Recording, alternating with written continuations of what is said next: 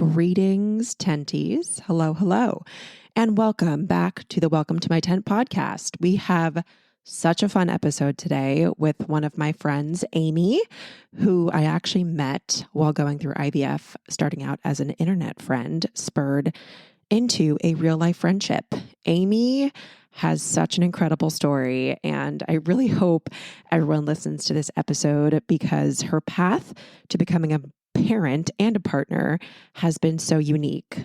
What originally started out as a single mom by choice, going through the IVF process and donor sperm process and pregnancy, spurred into finding love and a partner and having her beautiful son, Nico. And where she is now is something that even she has said she could not even have imagined writing as her own story. She is an open book. She is such a fun person. She leads with love, and she is someone I am so grateful to have in my circle as we navigate parenthood together. Aimee is living in Philadelphia with her fiance, Donovan, and her son. When we recorded this episode, she had not yet gotten engaged. She recently did get engaged to her beautiful partner, Donovan, and I could not be happier for her. So congrats on your engagement, Aimee. And I hope everyone really enjoys this episode, whether you're thinking about single parenting by choice, whether you have the most conventional family ever. There's so much to learn from this experience. It really got me thinking about how society views timelines and what's considered quote unquote normal, because in my opinion, however you decide to go about your journey is the right way. There should not be something that's considered conventional or not, because what you have done is conventional to you. So for me personally, got engaged, got married, went through IVF, yes, but then we had our son. But I know people that have had their baby while they were pregnant, gotten engaged, gotten married when their baby was 4 months old. I know people like Aimee who have had a very different path, but for each of these people, the conventional is what they did. And there is no right way to create the family of your dreams. So I hope everyone enjoys this episode with the beautiful Aimee, and happy listening. Hi, hello, hey, and welcome to my tent, a place to hear life experiences, different opinions, a range of journeys, and a viewpoint different than our own. A place to challenge our own thoughts, a space to learn a little bit, and I promise some fun along the way.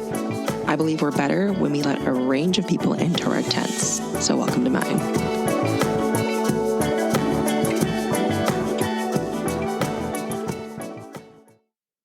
Hello, Aimee. Welcome to the tent. So excited to have you on and in this space. Today, obviously, we're connecting with Aimee Karas. I have been lucky to actually get to know Aimee in real life. We started out as internet friends. We did what all of our parents told us not to do and talk to strangers on the internet while we were going through IVF. And now I am lucky to call her a friend. So Aimee, if you just want to shout out and give a brief intro of yourself, that would be awesome. Yeah. Hi. I'm so excited to be in the tent, and what a cool concept that this podcast is. And I'm so proud of you and so happy to be on the pod. Yeah. I'm from the East Coast originally. I spent 15 years living in Chicago, and I am now back on the East Coast. I'm in Philadelphia and have been for the past year and a half. Oh I work in a children's hospital, in a NICU and family birth center, as an infant development specialist and family grief specialist. And that's me in a nutshell. That is Aimee. But you have a very unique and interesting path to building a family. We connected via IVF, but we were both doing IVF for different reasons. Yes. And we'll get into where life is now, but the path originally started as a single mom by choice.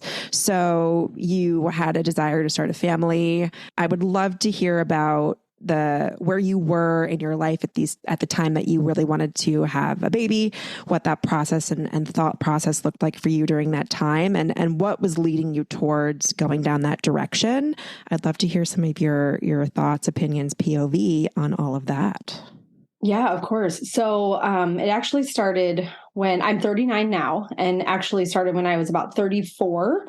I had heard about a clinic in Chicago that was really more not about necessarily infertility, but more about empowering women to preserve their fertility. And so I kind of went the route of, I know that having a family is a priority for me, and I think that I would like to do that through a pregnancy or try to. And so I went through a round of egg freezing when I was 34. Through that round of egg freezing, and I had no intention at that time of making embryos. I didn't select a donor.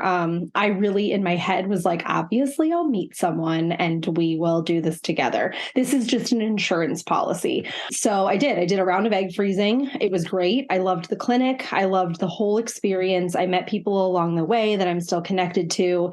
And I got 9 mature eggs from that round that I then put on ice, so to speak. I paid that bill off for years. Of course. And then, and then COVID happened a couple of years later, and it made me reevaluate a lot of things in my life. And one of those things was that I was getting older, and I knew that the ideal biological time to try to have a baby was sort of rapidly coming to a close, or it felt like it was to me.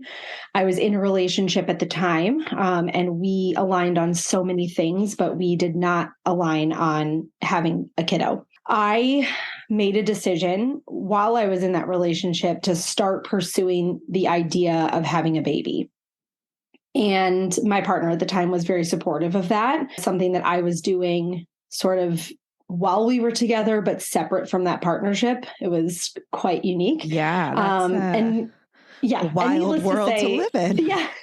And needless to say, the partnership didn't survive that exploration, because once I really started to look into what it meant to choose a donor and to attempt to become a mom via donor IVF, I really knew that that was what I wanted to do. I felt so sure. I knew it in my gut. I felt like this was exactly the way that I was supposed to become a mom. And I went for it completely and wholeheartedly. So I chose my donor, which was a fun process. Yeah. Can you talk a little? Because I feel like you've told me it's almost like you go into this library of sperm and like pick your I mean, person. It's not very different from like early online dating, like an eHarmony vibe or like a Match.com vibe. You can filter out for just about anything. Mm-hmm. And so I would have friends over and we would pour wine and just look at profiles. And the profiles are interesting because it's family history and physical health history, mental health history. It's a lot of like interesting, good to know things. And then there's also a 10-minute voice recording and short answers and a small like written piece that the donor writes to potential recipients of their sperm. And, I mean, we had a lot of fun with it, honestly. Yeah. But it only took me about 2 weeks to really like find somebody that felt to me like, honestly, it felt to me like somebody that I could really have in my tent. Like I would invite him in. Look at ding, you. ding, ding. We would be friends, I think, truly. He is from the Pacific Northwest, which is a place in the country that I love. And I always feel good in my soul when I'm there. He loves to be outside and plays musical instruments and sings, and he loves books. And it just sort of felt like I was reading a profile that any really good friend of mine could have written. I slept on it for a night, and then I was running errands the next day, and I pulled my car over and I was like, you know what? I'm doing this. I'm going to buy some sperm. And I did. I called and I bought sperm while I was running errands. Oh my God. Got that done. You're like, you pull back onto the road. You're like, do. Yeah. I'm like, okay. And what was next? Target? Oh my God. Okay. So that is a fascinating process. I'm sure many people don't know of. And it's honestly, I had a very probably similar to other people, but very incorrect impression of what a sperm donor is and, kind of like how connected to the process they are. I read so many incredibly touching like letters from donors. There were men who their partner donates blood and they donate sperm because they know that these things can be helpful. Couples that know of a couple friends who have struggled with infertility, and that has motivated them to donate, what they can. And in that case, for these men, it was sperm. It's just like such a different perception than I had before. And I'm so glad that I understand the process more now. That is actually fascinating. Mm-hmm. And is there different types of adoption, almost like closed versus open? Or is it all, can you pick if you want them to do that? Oh, cool. Sure. Yeah. So it was really important to me that Nico will always have the chance to meet and know his donor. I chose an open ID donor. I can't have any access to him and he has no access to any of my information. But if and when Nico's 18 or older, he wants to know more about his sperm donor, he can pursue that. And then the other really cool thing is that we have donor siblings. So Nico is number 8. And now number 9 was just born. And we have plans to do our first meetup in this spring. So we'll meet some of his siblings. Incredible. So he has 8 siblings. 9. Well, yeah, he has 8 siblings. He is one of the 9. Oh my God. That is fascinating. Mm-hmm. Okay. So you've made this decision. You're ready. You feel aligned. You have pulled your car over on the side of the road and purchased some sperm real quick. Now you're going into the IVF process. And this is where we connected because we went through IVF in a similar time frame. We did, yep. And then you also ended up moving and switching clinics. So now that you have some of these pieces in play, you're into the IVF world. And what did that journey look like for you? And like, what are some things that surprised you there? And some things that maybe you had misconceptions of? What was that process like? Yeah. So my first round of IVF I did through a clinic in Chicago, and I decided I wanted to do it with the eggs that I had frozen from when I was 34. In my mind, it was like, these are better because I was younger. I know that they're mature eggs. Why wouldn't I use those? So I connected with the clinic. As you know, and you've already described, it's a lot of appointments that you're going to be sort of monitored and tracked throughout the month. You're on injection meds, you're on oral meds. Essentially, you just get like a calendar schedule and just follow it. It's both more complicated and less complicated than I thought it was going to be. It's you're very just sort scheduled, but a lot of work.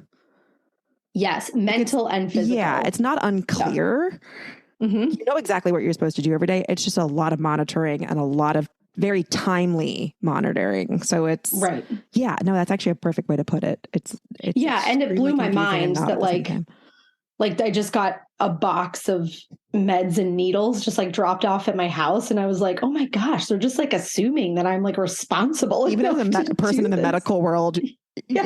It's terrifying. It's terrifying. They trust us. So, you just you start on the first day of your calendar and you just start doing what it tells you to do. Right. I'm an anxious person by nature. And so I had like my whole setup at the house, right? I had like everything organized and set up, and I was bound to that schedule, and I remember talking to you about like, you're out to dinner with friends and you're like, just going to pop to the bathroom and do a quick butt injection, like it's just the strangest needle. You're carrying huge needles around with you just all the time, hoping no one's looking in your purse. Like, what is going on? You're flying with them. You're going out to dinner with them. They go everywhere with you.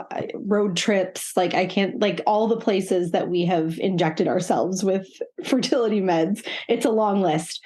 But yes, through that round, I had the sperm at that point. They thawed the eggs. They inseminated the eggs with the sperm, and we watched them grow. You've described this process before on the podcast.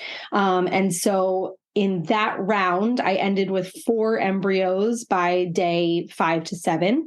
And then I decided to do genetic testing on my embryos. And, part of that is that I work in high risk fertility, and I have a lot of exposure to a lot of diagnoses that people are delivered, that news at like the 20-week ultrasound. And sometimes that news can be incredibly devastating. And I felt personally that if I could spend some money up front to know what I either would be voluntarily getting into or could opt out of that experience. I would want to know that information. Yeah, I'm an fair. information person. And so I am happy to make hard decisions. I just want the information to make those decisions with. And the one positive of IVF is that you can have a lot of information along the way if you want it and if you have the money to access it. And so that was money I felt was well spent.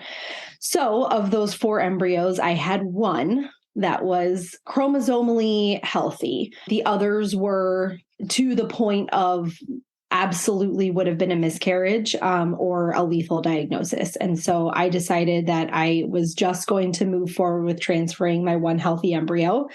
And I did that. I think we met somewhere in that process. Yeah. And all in the meantime, I was accepting a new job in Philadelphia, buying a house in Philadelphia, packing my life up in Chicago, ending a relationship in Chicago, and moving to Philadelphia.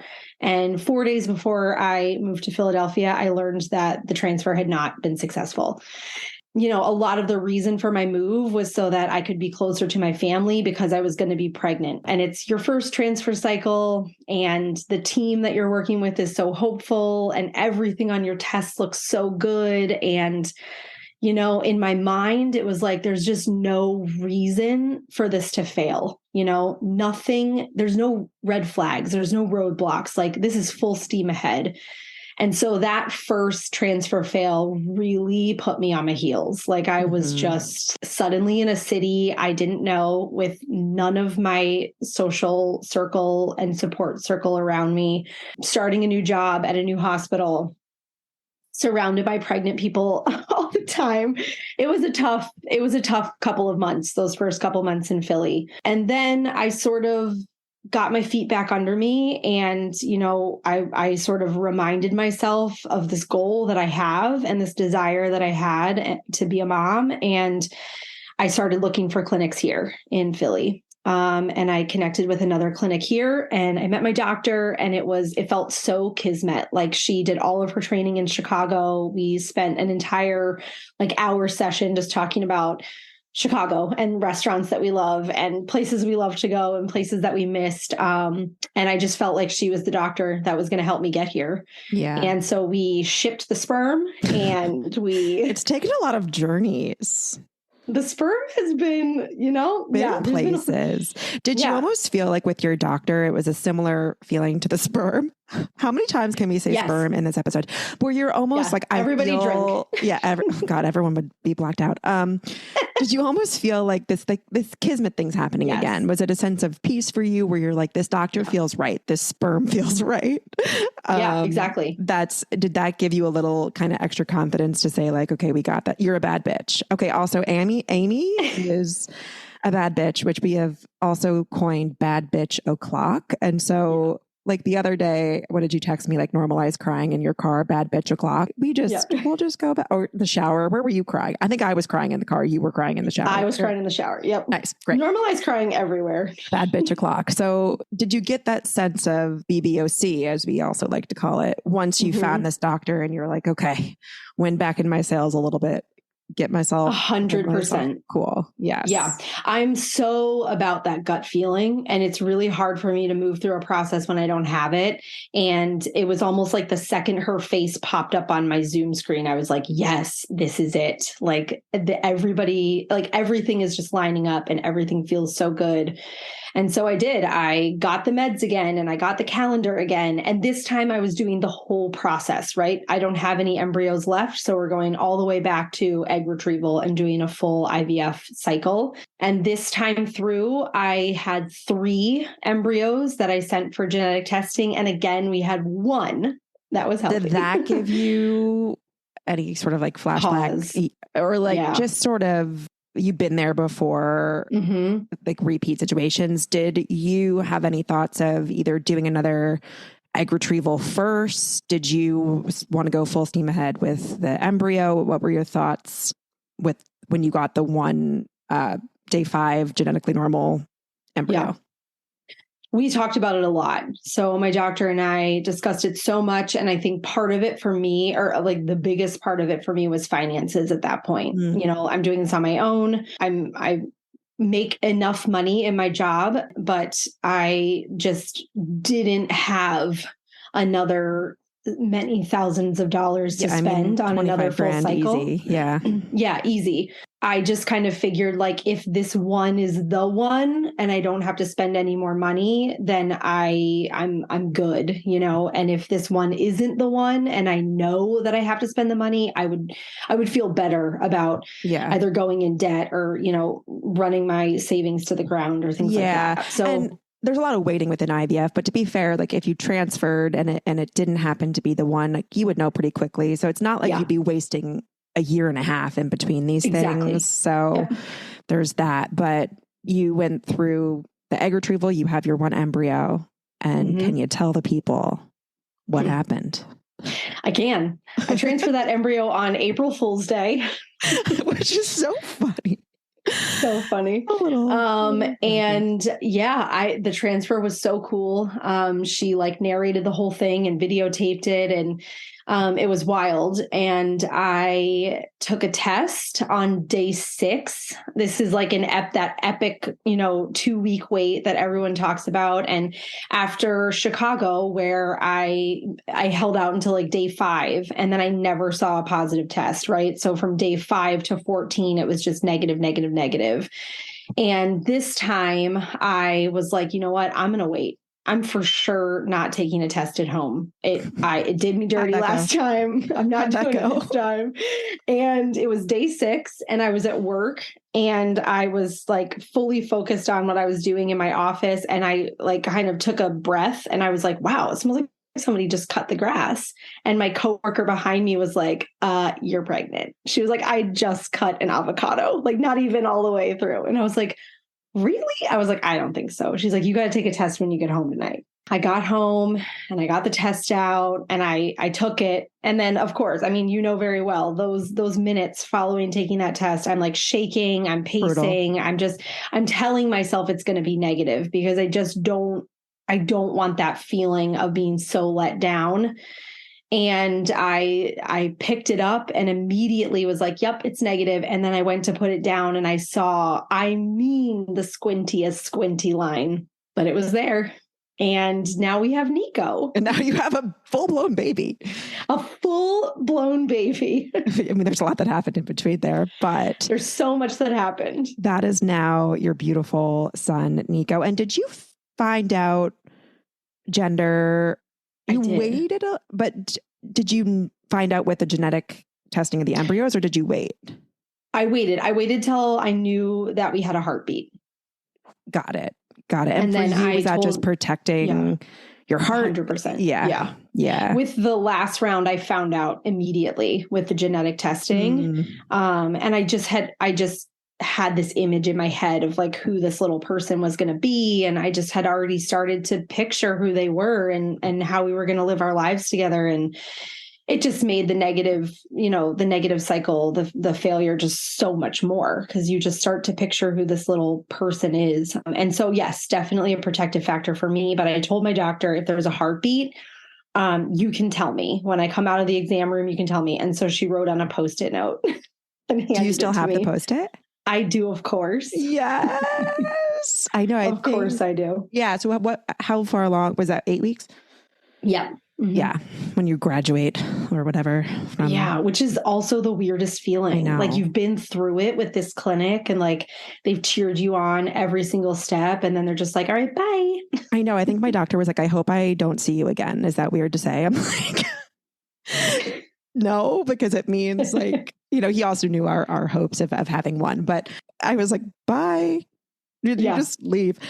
For you, pregnancy after loss, especially transfer and going through IVF, what was pregnancy like for you? And how did that maybe impact your journey?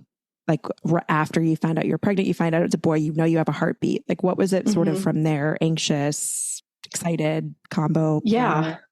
Yeah, I mean, some of this comes back to the work that I do, right? And so I work in a hospital NICU, and I'm, unfortunately, I work with a lot of families who are dealing with a lot of very difficult things during their pregnancy and once the baby's born. And so I had a lot of anxieties about what was going to happen and how successful this pregnancy was going to be. I'm one of those people that unfortunately just knows too much about what can go wrong.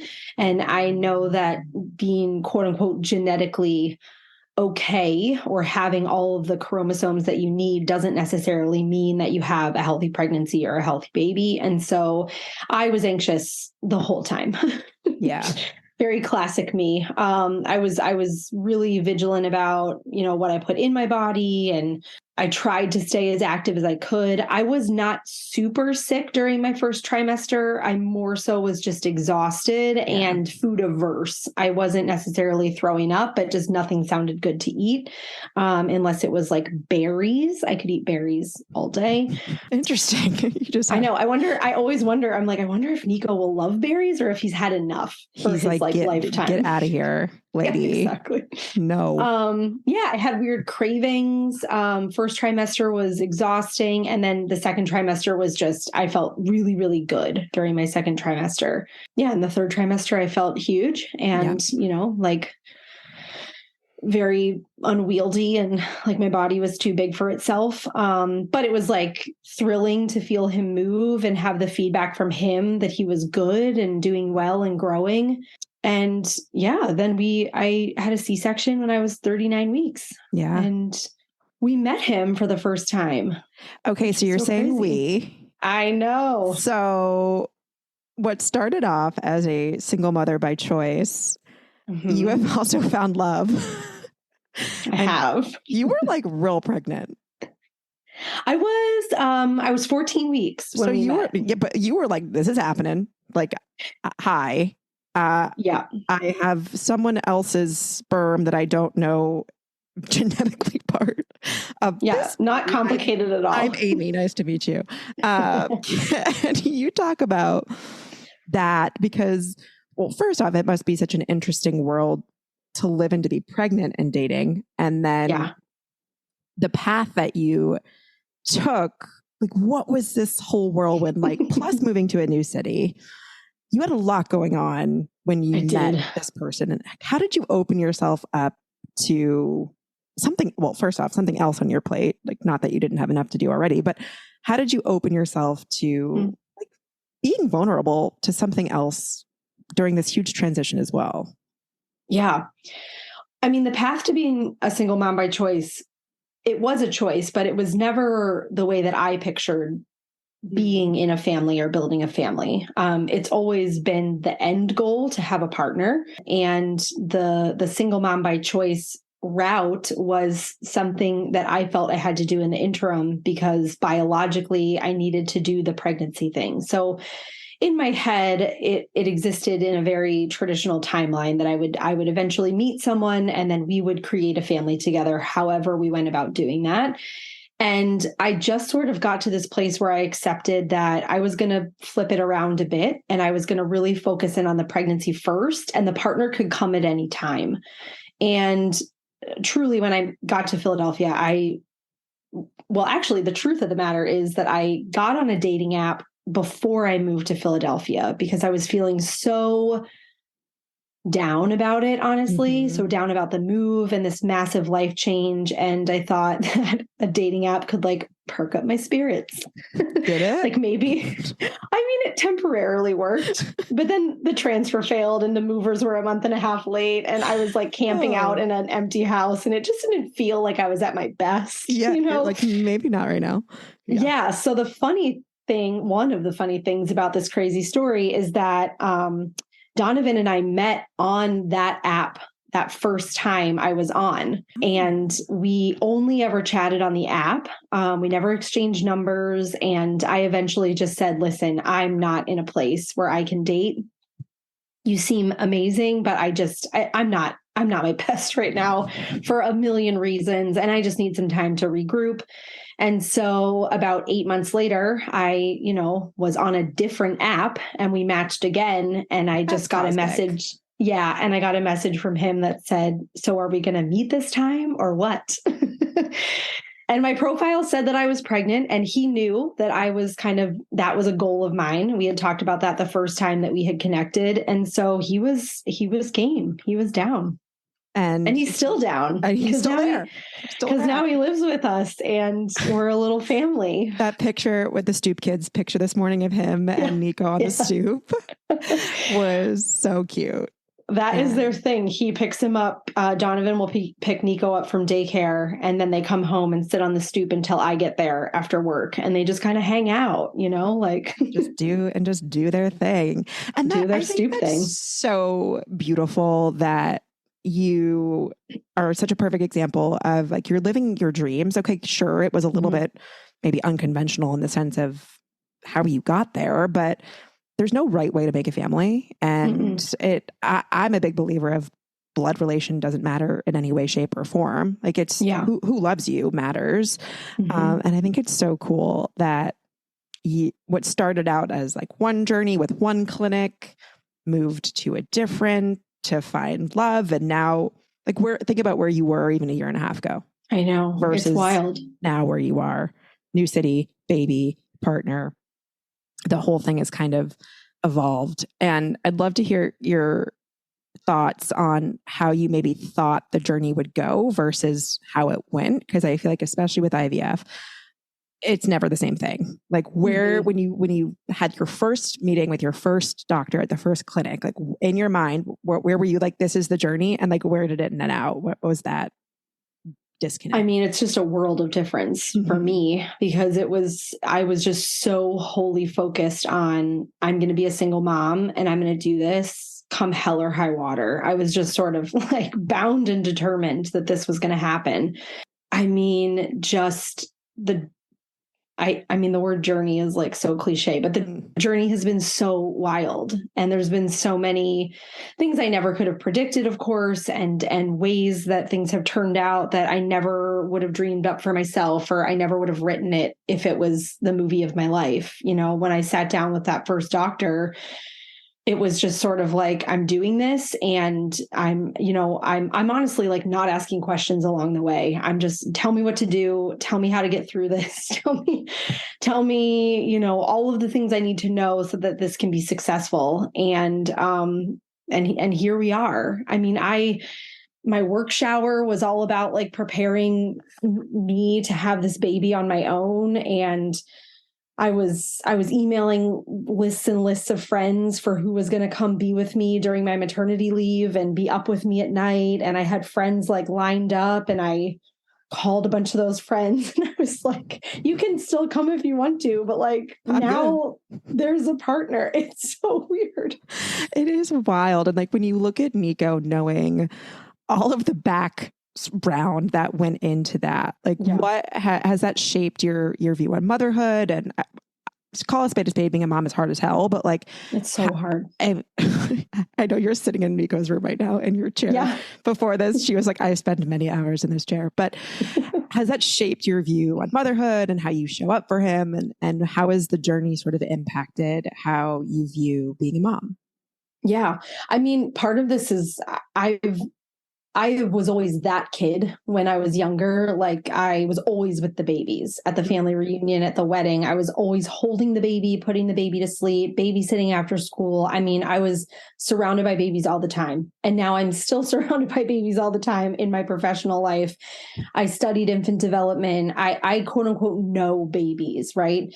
And so the number of humbling moments where I have just to my core questioned myself and been like, how do I not know what I'm supposed to do right now? Right. There have been so many moments where I've just said to myself, like, how could I would have done it on my own if that was my path and I had to figure that out. I'm confident that I would have figured it out, but goodness, I'm so thankful to have a second set of hands, a second brain, a second person around, just to look at different times of the day and be like, are we okay?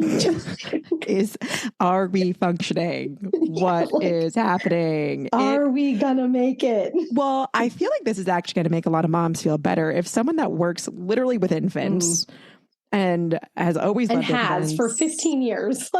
And still sometimes has no idea what the hell they're doing. No, Yep. no one does. No one knows how they're going to show up in any situation. But yeah. And goodness, I love this kid to the end of the earth, but there are blips and moments where I'm like, I don't like you right now. I love you, but I don't like you. Yes. Exactly. Like right now, I just, man, if, and I've had moments myself where like I have to put him in the crib and shut the door and walk away and get myself under control so that I can go back into that nursery and like try again. Right. Yeah. And honestly, I mean, normalize putting your kid down and walking away because crying can't hurt babies. Or especially with that second set of hands, like being able sometimes to pass them off and be like, I'm going to go outside, put on headphones and blast something and just, I need a pause. I need a beat. Yep. And that it makes a world of difference sometimes. Yeah, and I don't know 100%. If you've ever gotten this, like, the shoulds. You should be grateful. You wanted this. Like, you did this. Yeah. Like, having a kid's still really effing hard. You can love your kid more than the moon and the sun and the stars, but it doesn't make it any easier if they're screaming for 7 hours straight. Like, sure. Like, what? Always grateful. Yeah. That goes without being said. Right. But like, you can still have a real experience with your baby and get frustrated. I love my partner and sometimes I get frustrated. Same, yes. Like I love all of my friends and sometimes I don't want to hang out with them. Right. Like, I mean, we are, as people, we can contain multitudes, right? Yes. Like you can love your baby and be so, so grateful for the experience of having them, being pregnant. I didn't love being pregnant the way I thought I was going to love it. And to be honest, like I didn't love the newborn phase. I wanted to be so just in love with him as a newborn and just love every moment of it. And I didn't. And I don't, it's like, I think it makes me better at my job that now I have this context of like, this is hard for everyone. Like being around a newborn 24/7, as much as I love babies, I have always been able to get in my car and drive away from that baby. And I can't drive away from Nico. He comes everywhere. No, he's like a little barnacle. He's like always connected to me. Yes. And I love that about him. And sometimes it's just completely and utterly exhausting, and that's just fair. The fact of the matter. And that's so fair. And there is something to be said. You can obviously like love babies, but when it's yours and it's all encompassing, not to mention you had a C-section, you're recovering from surgery, you're tired, you're sleep deprived. It is very hard not to lose your mind sometimes. Yeah. Even if we did pay ungodly amounts of money to be here. Sometimes people are 100%. You paid to do this though. I'm like, yeah, I know. Yeah. And I would pay to do it again, by the way. Yeah, I would do it 100 times over. Yeah. Do you ever, like, I would love to hear your thoughts if it ever comes into your mind of like, oh, your sperm was adopted. Like when you're looking at him, or is it almost like you're and Donovan, like, well, is there a dynamic there of the sperm was adopted? Do you know what I'm saying? Just like, what sure. I mean, like sometimes I actually have to like remind myself that he's a donor baby. And because he looks like you though, which is so it's funny. I think so. Some people say he looks like me, but Donovan has blue eyes and Nico has blue eyes. And so most places we go, everyone says like, oh my gosh, he got your eyes, and we're like, like, little do you know, I purchased this from the side of the road. Sure. In a vial. Like how often can you go through the whole story? Right. Yeah. So most of the time we're just like, I know, right? Like so cool.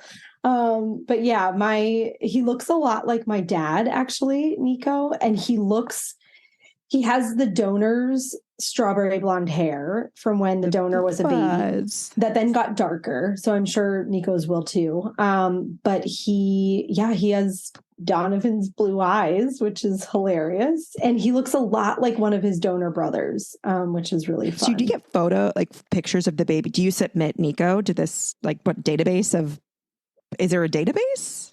So we just have a sibling. It's actually donor siblings, so it's diblings, which is awesome. Oh my gosh! So we have a diblings group on Facebook. Actually, we chose to have ours outside of the sperm bank, but you can just keep everything kind of housed with the sperm bank and their like family connectedness group. But yeah, we just have a Facebook group, so everybody posts updates of like holidays and experiences and trips and milestones and all of that. And one of his donor brothers in particular, he just really resembles. How old does the range of babies? They're all COVID kids. So he has 8 siblings that are all like the same age, which is like two and a half to just born like a month ago. Oh my gosh. And what's cool, I feel like, for him is he'll always have that network of siblings that also have a shared experience. Yeah. Mm-hmm. Especially if we don't have another, right? Like, which is sort of up for debate, but it's hard to decide to have a second when you're like in the 4-month sleep regression with your first. In the throes of the... Yeah, really. Yeah. I mean, coming from people that want no more, I don't know how anyone ever has more. I look at people with multiple kids sometimes. Are you okay? You good? I mean, I even think about my mom. I mean, she had 3 of us at the house at one time, and just like somehow it all got done. And I'm struggling to keep it all afloat with just the one. And I can't imagine adding a second, but I am a sibling and Donovan has siblings, and it's a little strange to think about Nico not having that experience. But I'm confident that we could provide him with enough, sibling-like experience. We have a cousin that's diblings. Yeah, he has diblings, and he has a cousin that's 5 months older. And so I'm sure we could figure it out either way. But currently up for debate. Yeah, whether there's a second. It's a tough combo. But what I think too would be potentially helpful for him, I don't know, is you don't know what it's like to be an adopted sperm baby. You know what it was like to go through it and have him, but like if he can have one of his siblings that they can chat through that experience with and have that common connection. And I think what's so important is I appreciate how vocal you are and open you are about talking about this, because this day and age, mom, dad, 2 kids, white picket fence, I would say is almost not exist. I mean, it's the modern family these days is the common family. But not a lot of people talk about their experience or as open about it. And hearing you just be so transparent is refreshing, because you lead with love, in my opinion. You love your son. Thanks. I think that's opened you to such beautiful things with your partner, with Donovan. And obviously it's been a joy for me to get to connect with you as now a real friend, not just an internet friend. Yeah, exactly. Oh God, it was funny that day. My mom's like, "Where are you going?" To meet a girl I met on the internet. Don't ask questions. Just let me be. Okay. I don't even tell my parents anymore. Yeah. I've met so many people from the internet. I mean, it's such a fun way. One of my best friends here in Philly, we met on Instagram, and she and her wife went through IVF along the same lines that I went through my second round. And now their little guy and my little guy, I mean, like we constantly text because the boys are 2 weeks apart in age. Built-in besties. And it's just, I mean, I don't know what I would be doing without the network of moms that I know, or the network of parents that I know, that you can just text. I know I've texted you a million times. I feel like those are conversations that should not be seen.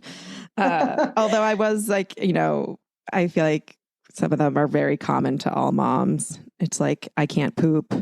That's a big one. Yeah.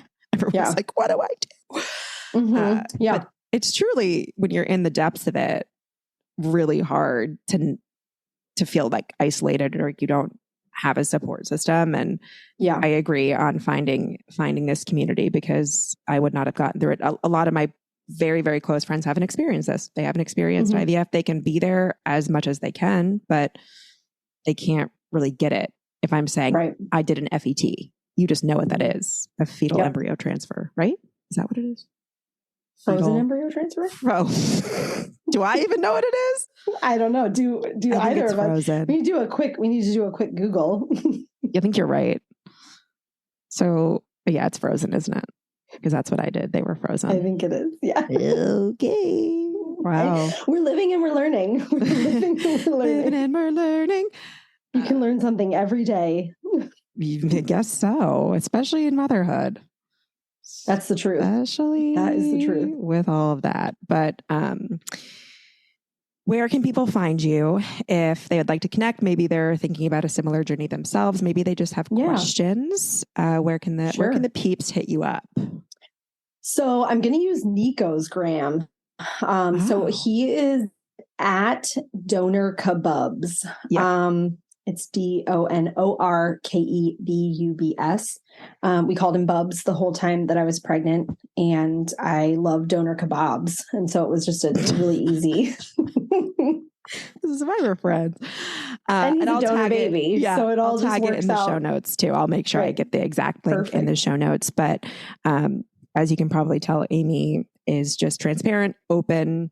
Yeah. And if you're maybe thinking about a similar journey yourself, just know that there are people who get it and there's resources, and don't be afraid to reach out, whether that's to someone like Aimee. I know there's also Facebook groups that you joined that have been really helpful for you within this. Yeah, the Facebook groups, I mean, wherever you build community, it just has to be something that works for you, right? Mm-hmm. And some people do better with just like a one-on-one, like somebody that they can message and ask questions.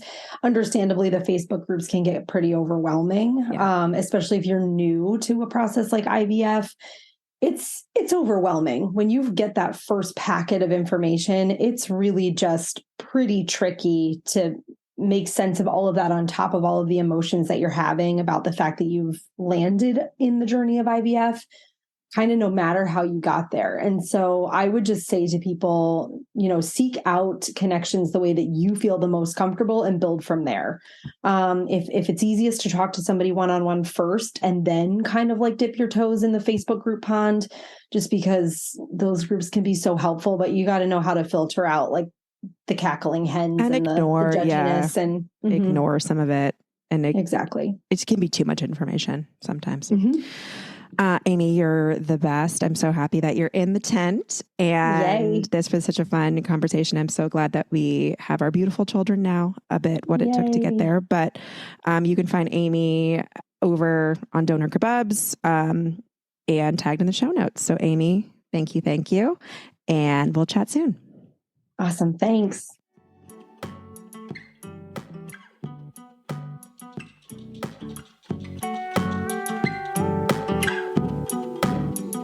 Thank you for tuning in to the Welcome to My Tent podcast.